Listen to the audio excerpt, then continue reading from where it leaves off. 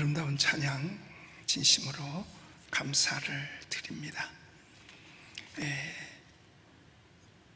지금 제 앞에는 이 비말을 막을 수 있는 이 플라스틱으로, 투명 플라스틱이 이렇게 있어요. 여기 이렇게 파란 빛 비치는 거는 조명 때문에 반사를 해서 그런 거지, 이거 성령이 임한 거 아닙니다. 절대로 성령이 임했다고 생각하면 안 돼요. 반사돼가지고 그런 거예요. 그리고 지금 찬양한 그 앞에도 가림대로 다 가려놨어요. 왜냐하면 혹시라도, 근데 별로 없어도 이렇게 철저하게 우리는 다 해놓고 하고 있습니다. 그러니까 교회는 안전하다라고 여러분들이 생각을 하면 되겠습니다. 그리고 1부와 2부 예배 때도 전 세계에서 우리의 예배에 수많은 성도님들이 동참을 하셨습니다. 오늘도 제가 예배를 마치고 내려가서 보니까 이렇게 이제 참석한 데를 보니까 뭐 일본에서도 들어왔고 호주, 캐나다, 미국 뭐 이런 데서도 많이 들어와서 함께 예배에 동참했습니다. 지금도 많은 성도들이 이 자리에 함께 동참하리라 나는 믿습니다. 그 모든 분들에게 하나님의 크신 은혜가 넘치게 되시기를 예수님의 이름으로 축복합니다. 우리 예수 그리스도를 믿는 사람을 그리스도인이라고 이야기를 합니다. 그리스도인이라고 해서 결코 완전한 것은 아니거든요.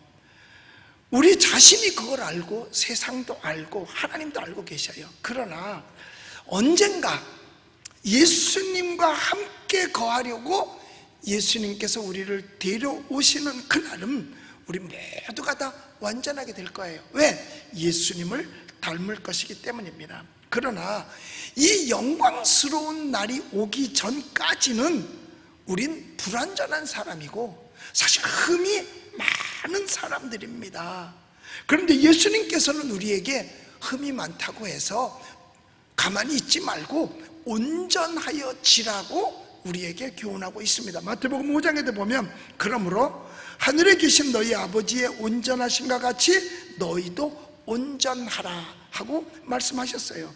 이것이 우리 예수 믿는 사람들의 목표고 이상일 뿐만 아니라 항상 애쓰고 지향해야 하는 거고 절대로 온전하여지는 데 있어서 중간에서 포기하지 말아야 된다. 그러니까 그리스도인이라 할지라도가 아니라 그리스도인이니까 우리는 온전하여져야 된다라고 하는 겁니다. 그런데 그리스도인이라 할지라도 종종 우리는 그릇된 곳에 빠져들기가 쉽습니다.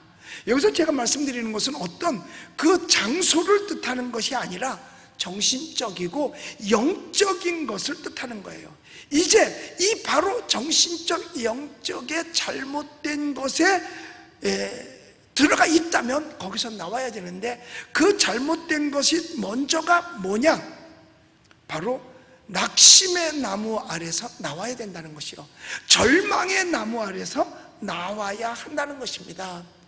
오늘날 참 코로나 우한 폐렴, 우한에서 들어온 뒤로 이 코로나 바이러스 때문에 정말 많은 사람들이 절망하고 낙심에 빠져 있어요.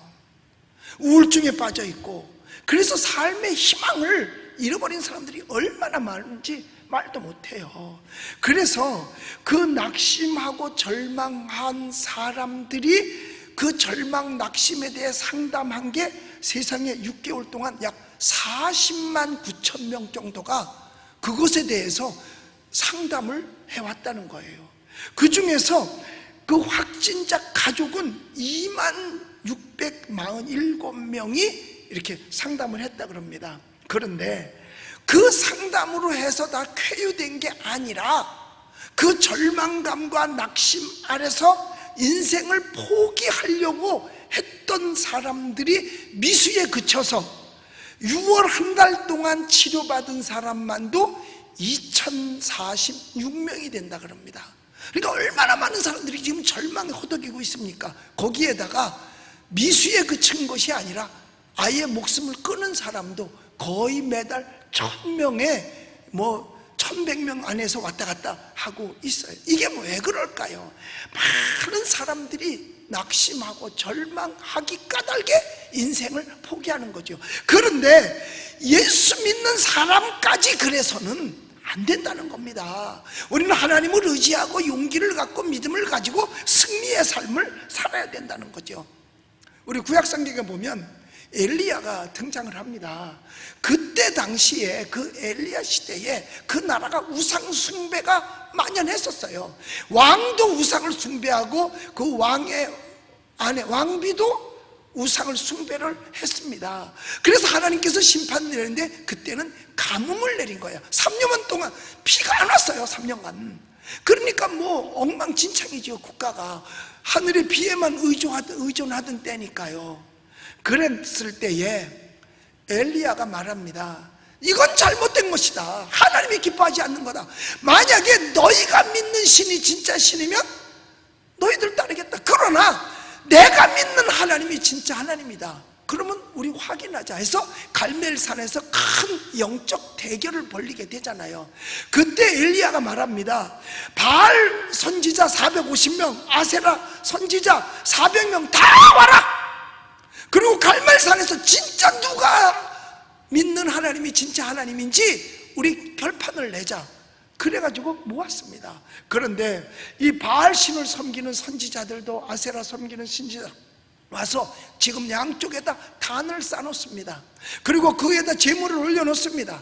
근데 엘리야는 단을 만들고 재물도 올려놓고 거기다 물까지 부어버려요. 그래가지고 대결을 하는데 먼저 바알 신을 섬기는 사람들이 하잖아요. 바알이여 바알이여 불을 내리소서. 안 내려.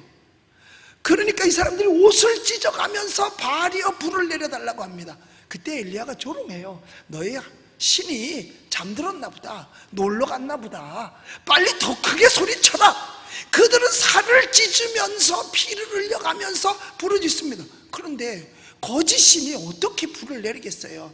정오가 되었을 때 이제 엘리야가 차례가 왔죠. 엘리야가 하나님께 말합니다. 하나님, 내가 하나님의 종인 것과 하나님이 살아계심을 저들에게 좀 보여주시옵소서. 하나님이여 살아계심을 저들에게 나타내시고 내가 하나님의 종인 걸 저들이 좀 알게 해주시옵소서. 하나님이여 불을 내리소서. 즉시 불이 내려와서 재물을 태우고 그 도랑까지 물까지 다 핥아버렸습니다. 깨끗이 태워버린 거죠. 엘리야의 대승리죠. 여러분, 하나님은요 무슨 일이라도 어중간하게 이렇게 시시하게 끝내는 분이 아닙니다. 이렇게 확실하게 끝내는 분이에요. 그런데 이 일이 있고 난 후에 그제서야 백성들이 하나님을 알아보는 거예요. 하나님을. 그래서 열왕기상에 보니까 여호와 그는 하나님이시더라, 하나님이시로다 라고 고백을 합니다. 그리고 거짓 선지자들을 다 모아요. 바알과 아세라 선지자들을 모두 다 죽이라고 해서 죽입니다. 다 죽게 되지요. 이날은 참 승리의 기쁜 날이에요. 그런데 이 소식을 들은 아합 왕의 부인인 이사벨이 그 소식을 듣고 격분을 참지 못하는 거예요. 왜? 자기가 섬기는 바알 신의 선지자들을 다 죽였단 말이에요. 그래서 사람을 엘리야에게 보내서 말합니다. 네가 내 선지자를 죽였으니 나도 너에게 똑같은 일을 행하리라. 내일 이맘때는 네가 죽은 자 가운데서 내 선지자들과 함께 하리라고 말을 했습니다. 이러한 위협, 협박을 받았을 때 엘리야가 어떻게 했을까요? 하려면 해봐. 이게 아니었었어요. 엘리야도 그 순간 그 협박과 공갈에 넘어가요. 그리고 절망하고 낙심합니다. 절망하고 낙심합니다. 아니, 방금 전까지만 하더라도 대승리를 가져와서 그 바알 선지자, 아세라 목상 선지자 다 죽였던 이 일을 엘리야가 깜빡하고 잊어버리는 거예요. 이제까지 자기를 어떻게 보호하셨는 것조차도 잊어버리고 죽인다고 하니까 이게 겁을 먹어가지고 도망을 가요. 어디까지? 부엘세바까지 뛰어갑니다. 그러니까 엘리야도 한참 도망가다 보니까 기진맥진하죠. 그래서 두려움에 질린 나머지 로뎀나무 그늘 아래 가서 숨어요. 로뎀나무 그늘 아래.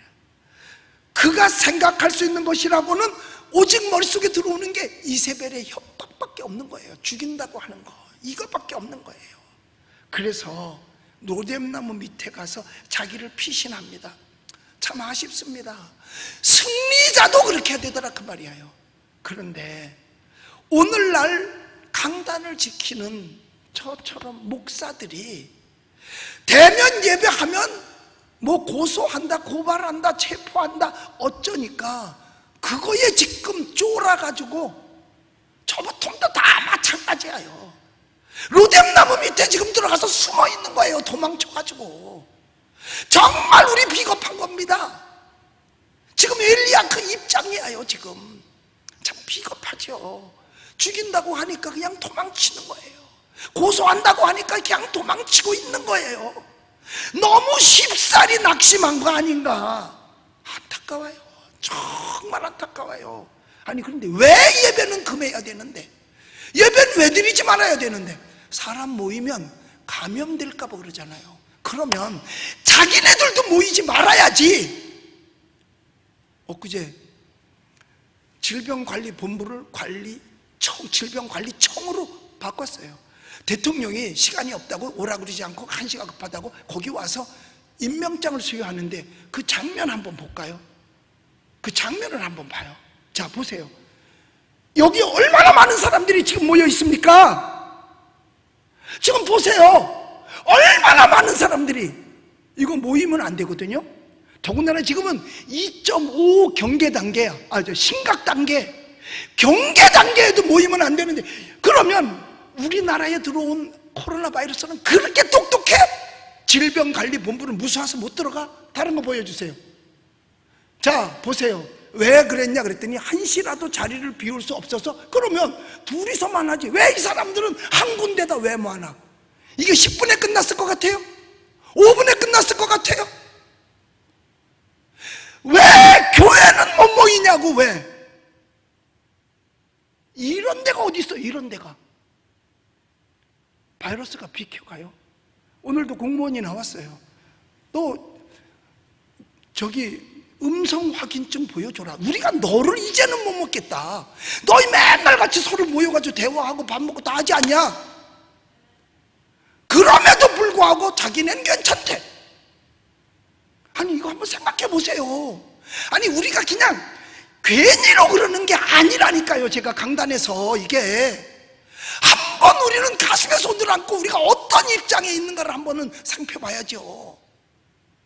아니 여기는 지금 30cm, 아니 어깨와 어깨를 마주대고 있어요. 이래도 괜찮은 거야? 솔직히 이러면은요, 여기에 지도자, 질병관리본부장, 대통령, 이거 감염관리법에 이거 고소해야 돼요. 이거 왜냐? 지금 이 사람들 지금 여기 괜히 모였잖아요. 모이게 만들었잖아요. 그런데 우리 목사들은 모이지 마 그러니까 쫄아가지고 모이지도 못하고 온 교인을 가라고 하는 그런 입장에선 목사가 이게 목사냐고요. 이게 정말 한심스럽고 탄식할 수밖에 없는 거예요. 요 옆에 수색에 있는 천주교 성당은요 8명 확진자가 나왔어요. 소독약 뿌리고 그냥 또다시 예배 미사 진행한대요. 8명이 나왔는데도. 그런데 우리는 고소당할까봐, 잡혀갈까봐 이걸 못해. 여기서 엘리야가 하나님께서 그동안 공경에서 어떻게 자기를 여기까지 인도해 줬는데 그걸 착각하고 세상에 거길 도망치더라 이 말이에요. 절망하면 이렇게 되는 거예요. 절망하면 이렇게 되는 거예요. 우리는 한번 우리 나라를 생각해 봐야 됩니다. 우리 대한민국의 발전은요 교회를 빼놓고서는 생각할 수 없는 게 대한민국입니다. 왜냐? 선교사들이 들어와서 한 게 뭔데? 학교 짓고 병원 짓고 교회 짓는 거예요. 거기에서 뭘 했느냐? 계몽을 해서 깨우쳐서 현대 문물을 받아들인 거 아닙니까? 병원 지어서 죽어가는 사람 살려주고, 학교 줘서 사람들 공부시켜서 깨우쳐주고, 그래서 서양 문물도 받아들이고 외국 가서 공부도 시켜주고, 그리고 교회 줘서 사람들 바로 살게 만들어줬잖아요. 여러분, 절주운동, 절미운동 선교사들이 시켜준 거예요. 그렇지 않았으면 엉망진창이지요. 교회를 빼놓고서는요, 국가의 발전을 생각할 수 없는 겁니다. 그리고 우리는 하나님이 우리 민족에게 주신 역사를 잊어버려서는 안 되는 거예요. 일제 36년 동안의 압박과 서름 속에서 우리가 어떻게 해방을 받았습니까? 하나님의 도움 아니겠어요? 우리가 6.25 동란 때도 우리 힘 가지고는 도저히 북괴 괴뢰군을 이길 수 없어요. 심지어는 낙동강 밑에까지 밀려 내려가서 부산까지 갔었으니까요. 그런데 어떻게 우리가 다시 서울을 수복할 수 있었느냐 이거예요. 하나님의 도움 아니고서는 도저히 불가능한 거 아니겠어요? 그럼 이제까지 하나님의 도움이 있었는데 우리가 그걸 지금 망각하고 로뎀나무 밑에 가서 절망하고 숨어 있는 건 아닌지 통탄할 일뿐입니다. 내 자신을 제가 책망하고 있는 거예요. 우리는 잊어서는 안 되는 겁니다. 이사야서 26장에 보니까 주께서는 심지가 견고한 자를 평강의 평강으로 지키시리니 이는 그가 주를 의뢰함이라 그랬어요. 하나님을 의지하면 하나님께서 평강을 주신다는 거죠. 심지가 견고하면 하나님이 평강을 주신다는 거예요. 어려움이 닥쳐왔을 때 우리는 하나님을 우러러봐야 될 텐데 주변 환경을 먼저 보는 건 아닌지. 엘리야도 그렇게 했는데 당장 이세벨이 죽인다고 찾아오니까 그 주변만 생각하고 하나님을 깜빡 잊어버렸던 거예요. 나중에 이세벨은 개가 뜯어먹습니다. 이세벨이 죽은 시체를 개가 뜯어먹어. 개가 뜯어먹어. 그래서 생긴 욕이 저런 개가 뜯어먹을 이 말이 거기서 생겼는 것 같아. 여러분, 결과적으로 우리는 이 세상을 향하여 하나님이 우리를 위해 많은 것을 행하실 수 없다라고 믿는 건 아닌지, 하나님께서 우리가 공경할 때 도움이 뭐 되지 못한다고 하는 셈이 돼버리고 말았던 거예요. 그러니까 청와대에서 목사님들하고 대통령 대화할 때 대통령이 말하는데 한마디도 대답들 못했어요. 교회가 마음이 편안한 것 뿐이지 하나님이 하실 수 있는 게 아무것도 없다, 그 소리를 들었는데도 불구하고 아무 말도 대답을 못했거든요. 지금 우리가 그런 셈이 돼버리고 마른 건지 우리는 참 낙담하지 않을 수가 없어요. 저 자신도 탄식하지 않을 수 없고요. 그러나 우리는 내 두 눈을 환경을 바라보지 말고 나를 구원하여 주신 십자가에 달리신 예수 그리스도를 바라보고 여호와 하나님을 바라보면서 이 절망의 자리, 낙담의 자리에서 일어나야 할 줄로 믿습니다. 그래서 하나님의 얼굴을 볼 수 있는 성전에서 믿음의 들판으로 나와야 하는 겁니다. 그 다음에는 많은 그리스도인들이 안락의 지붕 위에 앉아서 평안함을 누리고 있는지 모르겠어요. 거기서 나와야 됩니다. 여러분, 어느 날 다윗이 궁전 지붕 위에 올라가서, 옥상이죠 뭐, 올라가서 그 위에서 한가로이 시간을 보내고 있었어요. 그건 나태한 모습이죠. 지금 자기의 부하들은, 군인들은 세상의 전쟁터에 가서 싸움을 하고 있는데 한가롭게 왕이 돼가지고 옥상에 올라가서 한가롭게, 그리고 눈에 베이는 게 뭐야? 한 여인을 보잖아요. 결국 유혹으로 말미암아 사단이 가져온 거죠. 그런 생각과 이런 모든 것들은 그가 결국 그것 때문에 얼마나 많은 공경에 처하게 됩니까? 참 안타까우죠. 누구나 마찬가지예요. 나태하고 게으르고 할 일 없이 한가롭게 되면 그 마음은 마귀의 일터가 되어버리고 만다는 겁니다. 생각해보세요. 신하는 나가서 전쟁터에서 전쟁을 하는데 다윗은 한가롭게 나태하게 그러고 있을 수가 있었겠냐 이거예요. 많은 그리스도인들이 오늘날 똑같이 이와 같은 안일한 지붕 위에 머물러 나태하게 있는 건 아닌가. 그동안 한 8개월 동안 교회를 안 나오니까 지금 8개월 동안 제가 얼굴 못 본 사람들도 있어요. 야, 교회 안 나가도 되네, 편안하네, 그냥 집에서 대충. 혹시 나는 구원받은 것마저도 내 팽개친 거는 아닌지요. 교회 교적부의 이름은 있는데 교회는 못 와. 안타까운 일이죠.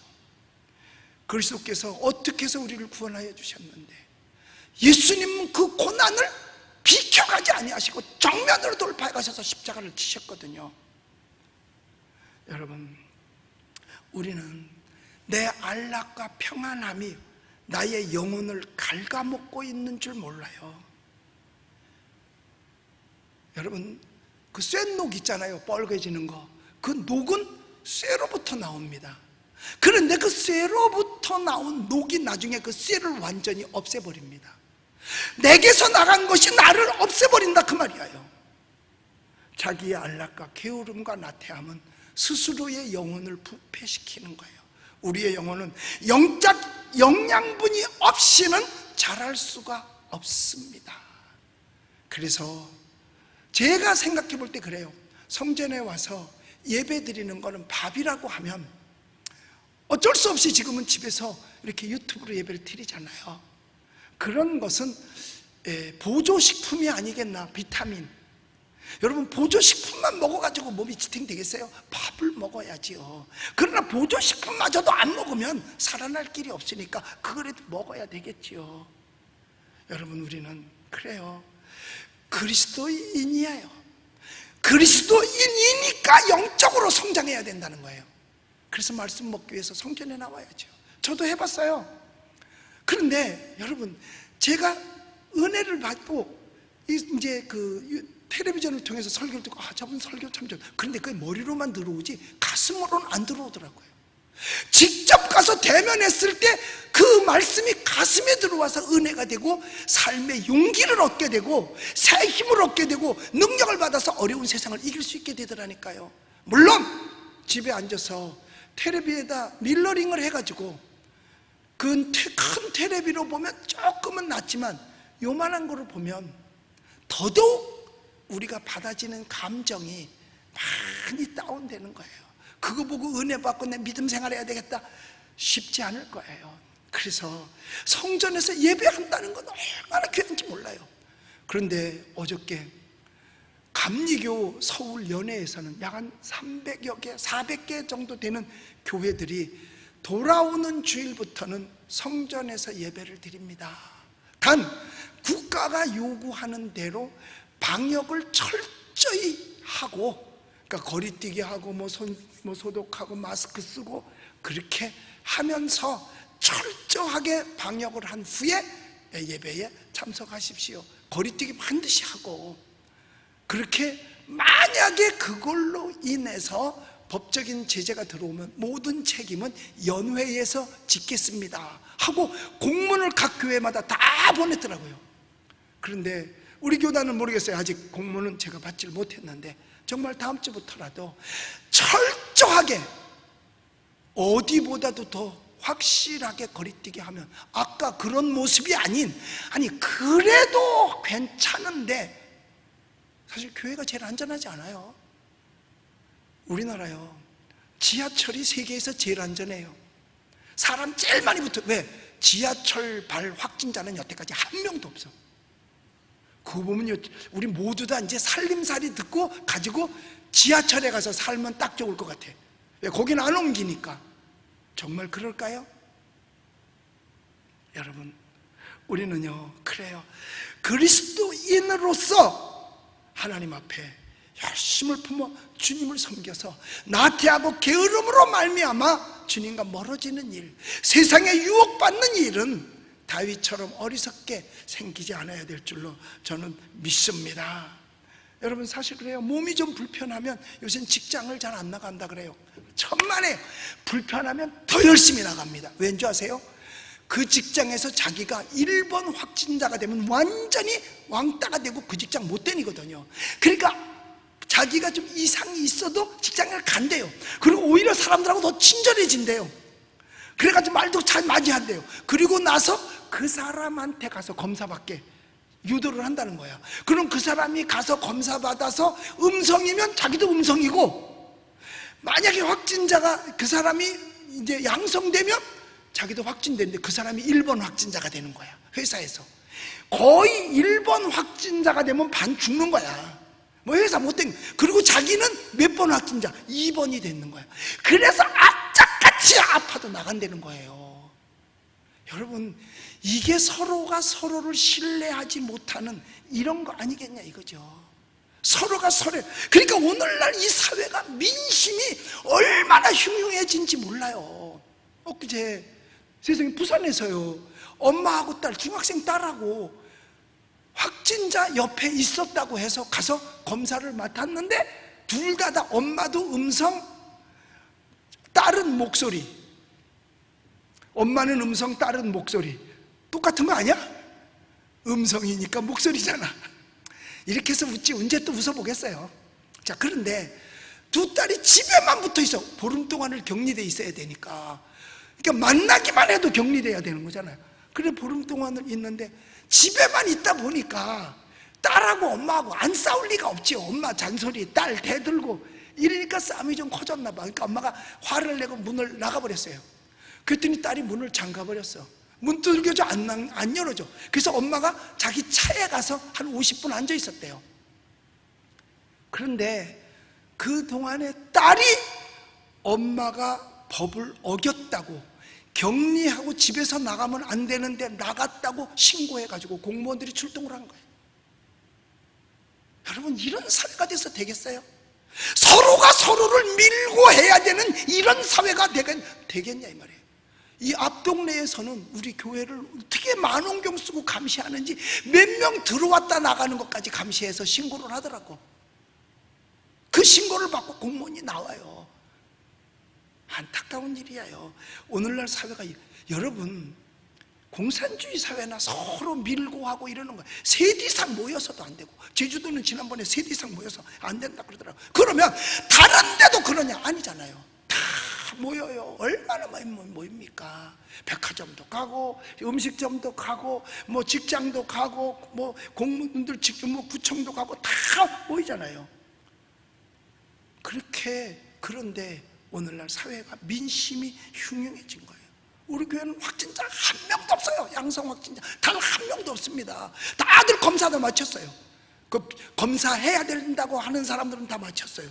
근데 한 명도 없어요. 그런데 세상에 누가 우리 교인한테 그 교회 10명이 나왔다며. 그래서 제가 가서 그 목사님, 그도 걱정스러운 거야. 자기도 모르는 얘기를 남이 알으니까 저한테 보내왔어요. 그래서 내가 이거 누가 보내줬냐, 그 사람 찾아라. 그래서 내가 불렀어요.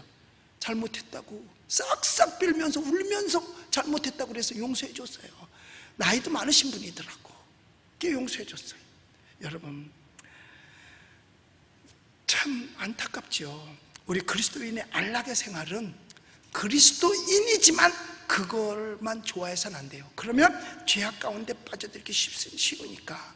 그래서 안타까운 게 뭐냐, 코로나로 인해서 우리가 성전 예배가 많이 중단됐으니까 이러다가 하나님과 멀어지면 어떻게 되나. 대저 주를 멀리하는 자는 망하리니 주께 가까이 함이 내게 복이라고 말씀했잖아요. 우리 주께 가까이 할 수 있는 저와 여러분들이 되시기를 예수님의 이름으로 축복합니다. 그 다음에 그리스도인이지만 불신자처럼 살아가는 사람들이 있다는 거죠. 의심의 성에 들어가서 사는 거예요. 의심. 여러분, 세례 요한도 거기에 잠깐 빠졌었습니다. 의심의 자리에. 뭐냐, 세례 요한이 정말 예수님의 길을 닦으러 온 사람 아니에요. 그리고 예수님 40일 금식하고 기도할 그 세례 줄 때도 하나님을 만나잖아요. 하나님의 음성을 들어요. 세례 줄 때에 이는 내 사랑하는 아들이요 내 기뻐하는 자라는 말씀을 듣습니다. 그리고 예수님 세례받고 갈 때 보라, 세상 죄를 지고 갈 어린 양을 보라, 메시아임을 알았어요. 그리고 자기 자신을 가리켜서 나는 그의 신들매도, 즉 신발끈을 끼기도 나는 합당치 아니하다 라고 할 정도로 예수님을 띄웠어요. 받들었어요. 섬겼어요. 그런데 그가 선지자니까 선지자 역할을 한 거죠. 당시에 왕이 불륜을 저지른 거야. 자기 동생의 아내를 자기 멋대로 왕이라고 데리고서 자기 멋대로 한 거예요. 그때 세례 요한이 그것을 지적합니다. 왕이 어떻게 그럴 수 있냐 이거죠. 그걸 선지자가 하지 않으면 누가 하냐 이거예요. 오늘날도 마찬가지예요. 지도자급에 있는 사람들이 그런 불륜적인 행동들을 얼마나 많이 합니까? 누가 지적해 줄 거냐 이거예요. 선지자들이 입 다물고 있으면 소용없는 거예요. 개는 짖지 않으면 개의 역할을 못하는 거잖아요. 여러분, 그래서 선지자인 세례 요한이 말합니다. 왕 그러면 안 된다고. 그랬더니 잡아가요. 잡아가 갖다 가둬요. 이제 죽게 생겼어요. 그때 살짝 의심이 왔어요.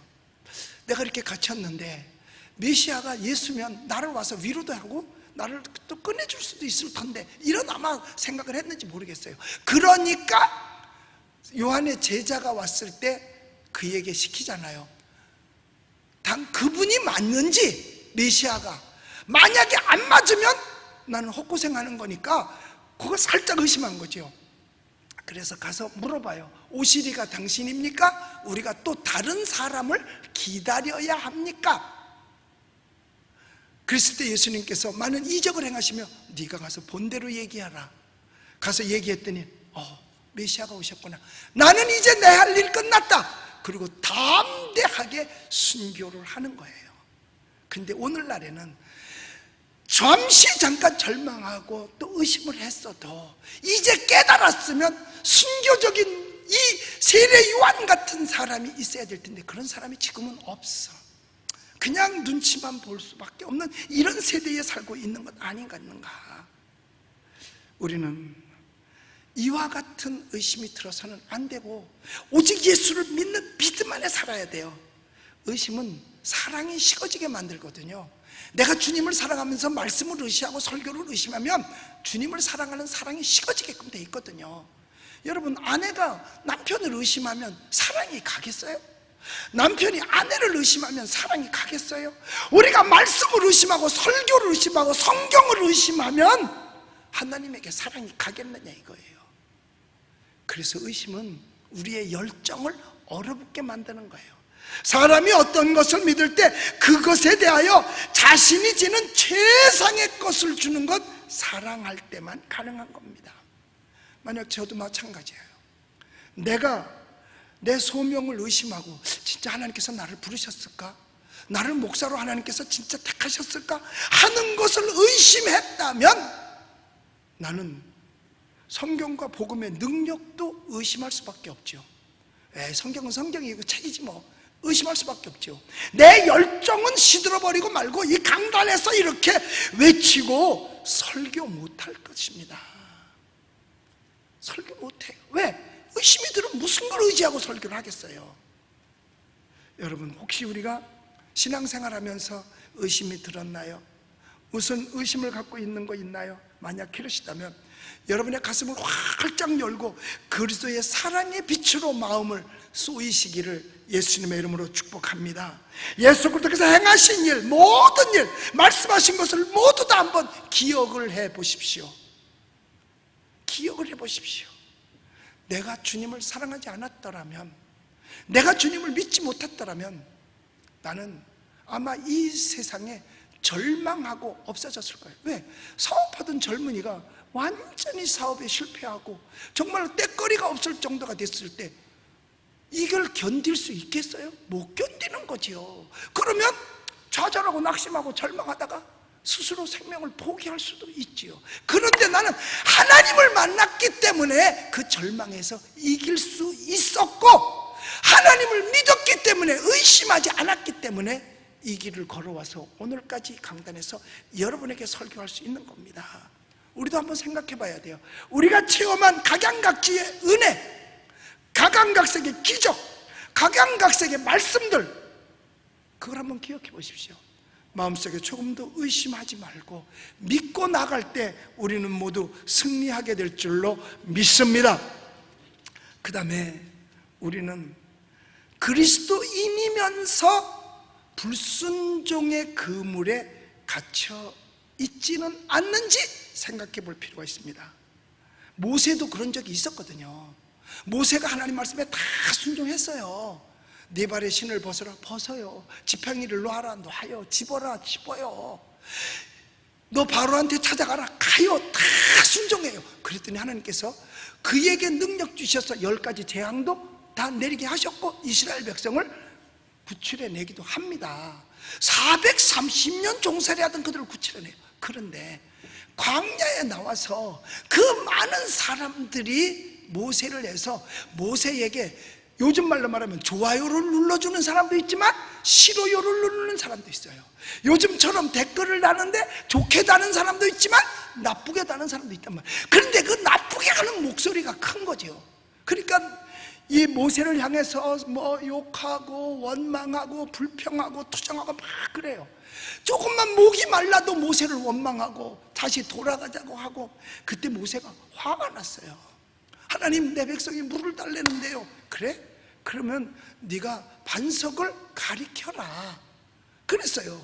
그런데 그러면 될 텐데, 모세가 백성들이 원망하고 항의하고 막 댓글을 나쁘게 막 다르니까 홧김에 그냥 반석을 내려치면, 내가 너희를 하여 내가 반석에서 물을 내랴 그러면서 자기가 내버린다고 쳐버렸어요.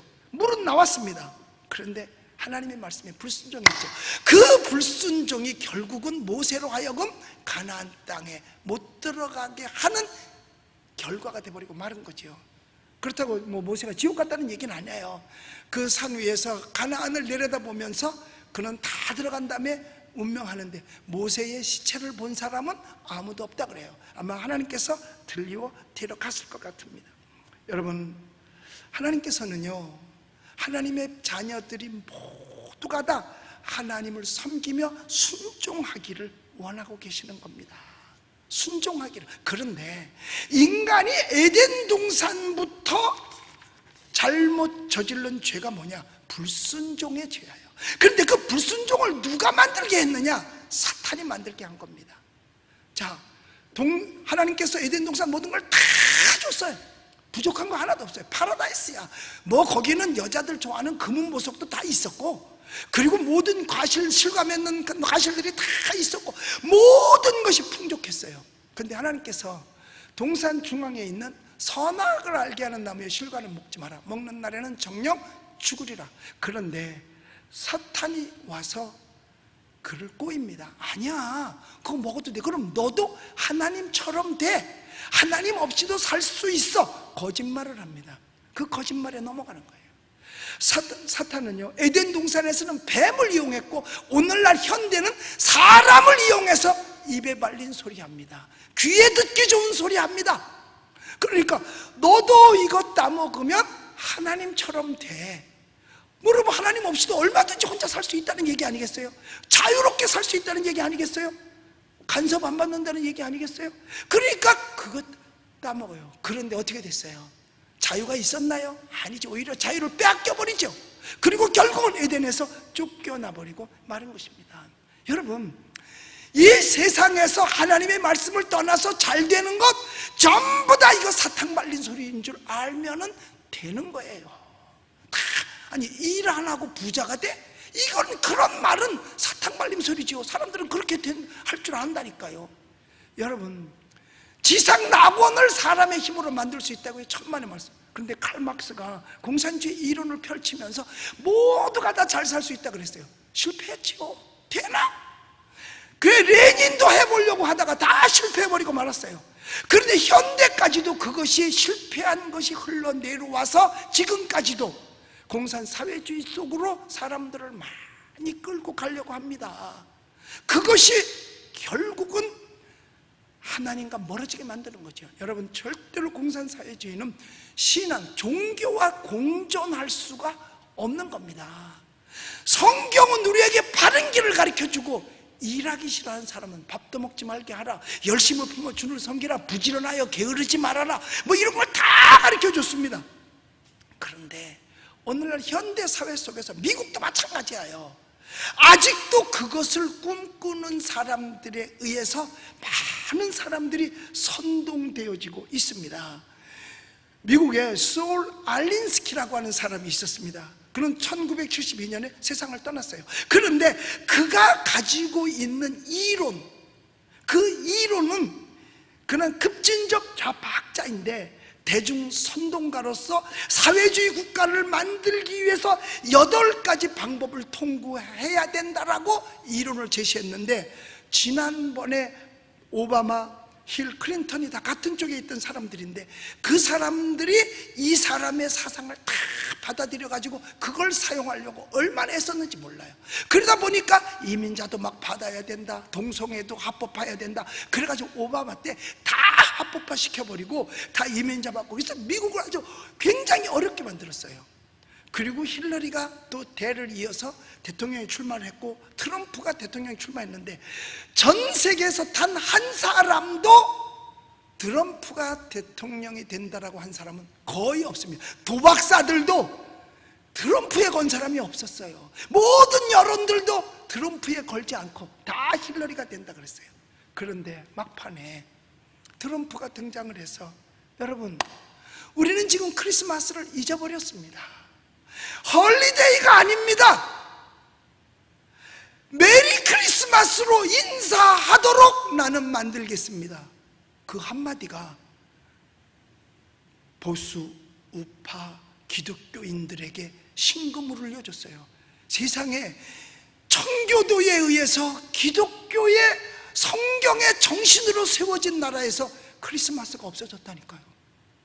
그런데 그걸 가지고 한마디 했어요. 이제부터는 크리스마스라고 인사하도록 제가 만들겠습니다. 그랬어요. 여러분, 힐러리, 그 케네디 이후로부터요 굉장히 미국이 신앙 바깥으로 밀려나갔어요. 제가 우리 어린이 합창단 데리고 미국에 연주회를 갔을 때도 마찬가지예요. 학교마다 다니면서 우리가 연주회를 하는데 그 연주하는 곡이 뭐냐? 찬송가는 무조건 안 된다는 거예요. 그게 미국이었었어요. 그런데 여러분, 지난번에 보니까 미국 대통령이 그가 학교 가서 선포하기를, 모든 국가가 운영하는 공립학교에서 기도하는 것을 막지 마라, 채플하는 것을 막지 마라, 만약에 학교가 막으면 지원금을 끊어버리겠다고까지 했어요. 다시금 학교에서 기도가 살아나는 운동이 벌어진 거죠. 그리고 부통령은 이야기하기를, 펜스가요, 미국은 자유민주주의의 국가다. 그래서 여기까지 왔는데 그 자유는 어디서부터 나온 거냐? 바로 교회에서부터 출발한 것이다 라고 하면서 자기는 신앙인이고 교회가 살아야 된다라고 말을 했습니다. 캘리포니아 주에서 거기도 뭐 팬데믹이 있으니까 막 교회를 폐쇄했어요. 그런데 어떤 목사님이 강단에서 교인 오라 그래서 설교했어요. 그래서 고소당했어요. 그런데 대통령이 지원을 해줬어요. 그리고 그는 법원에서 이겼습니다. 어떤 것보다도 위에 있는 것이 신앙의 자유라고, 죽음보다도 더 위에 있는 것이 신앙의 자유라고. 그래서 그는 이겼습니다. 그런데 오늘날도 이와 같이 솔 알린스키라는 사람의 생각을 주입시키려고 했어요. 그런데 그는요 8가지 방법을 통과시켜서 사회주의 국가를 만들어서 모두가 다 평등하게 살게 하겠다는 게 그의 사고예요. 그런데 그가 만드는 8가지가 뭔지 아세요? 첫째는 뭐냐? 의료 서비스를 통제하기 시작하면 국민들을 꼼짝 못하게 지배할 수 있다. 근데 그게 지금 오늘날 우리나라에 지금 실현되고 있는 겁니다. 몇 번씩 와서 검사 받으라고 하면 통제하고 시작했잖아요. 그리고 안 받으면 안 돼요. 그런데 제가 오늘 아침에도 공무원 왔을 때 그랬어요. 당신은 믿을 수 있냐? 나는 여기 무증상이 아니라 음성이 나왔는데 당신은 지금 깜깜인지를 어떻게 아느냐? 제가 그랬어요. 그러니까 자기네는 괜찮다. 어떻게 바이러스가 피해가? 괜찮대요. 뭐만 통제? 국민만 통제하는 거예요. 그러면 지배할 수 있어요. 이게 내 얘기가 아니라 솔 알린스키의 이야기입니다. 그걸 지금 실현하고 있어요. 두 번째로, 빈곤의 수준을 최대 한도로 높여라. 가난한 사람은 통제하기가 쉽다. 그들에게 생활의 모든 것을 공급해주면 절대로 반항하지 않는다. 이게 솔 알린스키의 이야기예요. 여러분, 모든 것이 지금 하향 평준화로 되어져 가고 있는 거죠. 그 다음에 감당하기 힘들 정도로 빚을 많이 지게 하라. 국가에 빚을 많이 져라. 그러면 세금을 많이 올릴 수 있다. 그렇게 하면 더 많은 사람들을 가난하게 만들 수 있다. 그럼 통제하기 쉽다. 그러니까 국가 빚이 많아지는, 지금도 뭐 1000조가 넘는다 그러더라고요. 계속해서 1300조인가 이렇게 되면 세금 많이 걷어야 되죠. 그럼 가난하게 될 수밖에 없잖아요. 그 다음에 절대로 민간인은 무기를 가져서는 안 된다. 왜냐? 그렇게 함으로 경찰 국가를 만들 수 있기 때문이다. 그 다음에 복지 부분의 삶의 모든 부분, 음식, 집, 수입 등을 통제하라. 그러니까 음식도 주는 대로 받아 먹게끔 북한식으로요. 여러분, 북한 좋은 나라예요. 왜? 직장 없는 사람이 하나도 없으니까. 직장 다 있어요. 집도 다 줘요. 그런데 뭘 안 주느냐? 월급은 없어. 그러니까 어렵게 살죠. 여기도 우리 그 비전센터에 이북 돈 있어요. 북한에서 내려온 사람한테 물어봤어요. 저거 가지고 뭐 하냐니까 저거 가지고 아무것도 못 해요. 월급이 2,000원인데 2,000원 가지고 쌀 1kg 사면 끝이래요. 그 다음에 교육은 읽고 듣는 것, 즉 신문 방송을 통제하라. 제멋대로 하지 못하게 하라.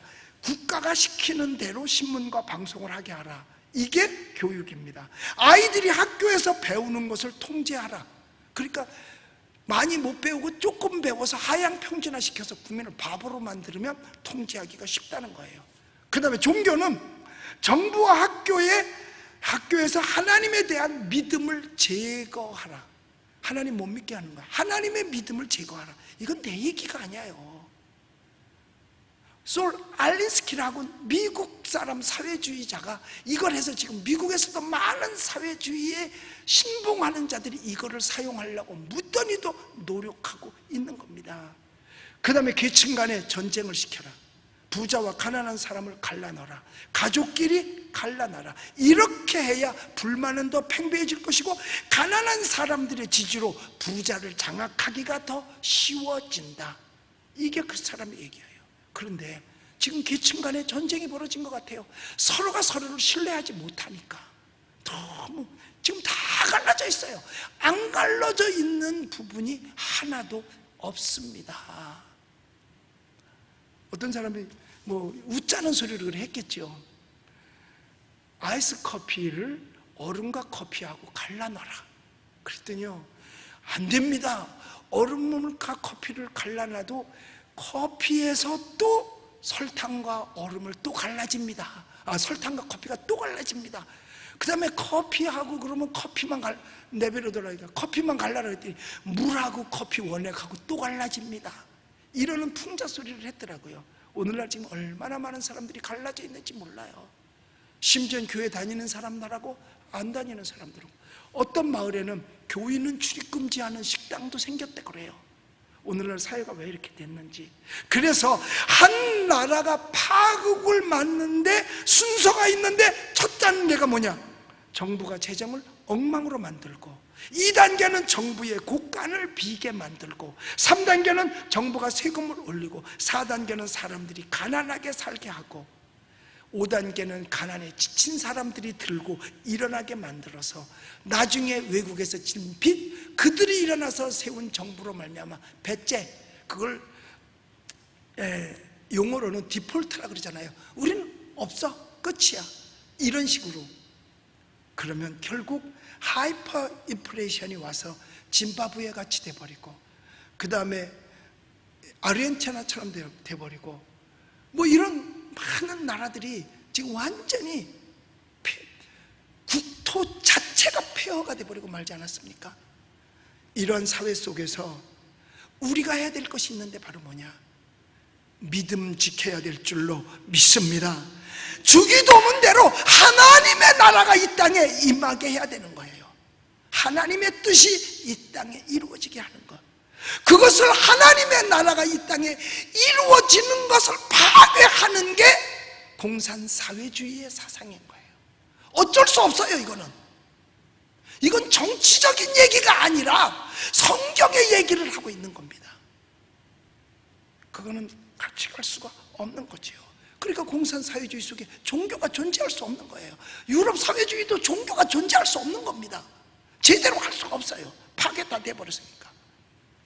우리는 그러므로 그래도 세상이 이러니까 그래도 같이 가야 되지 않아? 이런 합리적인 방법으로 세상과 짝해서는 아니 된다는 거죠. 왜? 그리스도인이니까. 그리스도인이지마가 아니라 그리스도인이니까.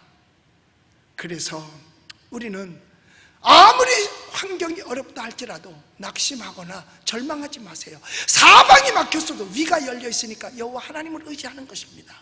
그리고 교회 나오는 것 그동안에 많이 못했으니까 많이 육체적으로는 편안해졌죠. 신경 들 수도 되죠. 봉사할 거 없죠. 혹시 자기 안락의 지붕 위에 아직도 있다면, 잘못하면 범죄하기 쉽습니다. 하나님과 멀어지는 거지요. 그리고 의심의 성에서 나오고 불순종의 그늘에서 벗어나야 되는 것입니다. 그래야 그것만이 우리의 살 길이고 온전해지고 하나님의 축복을 받을 수 있는 길입니다.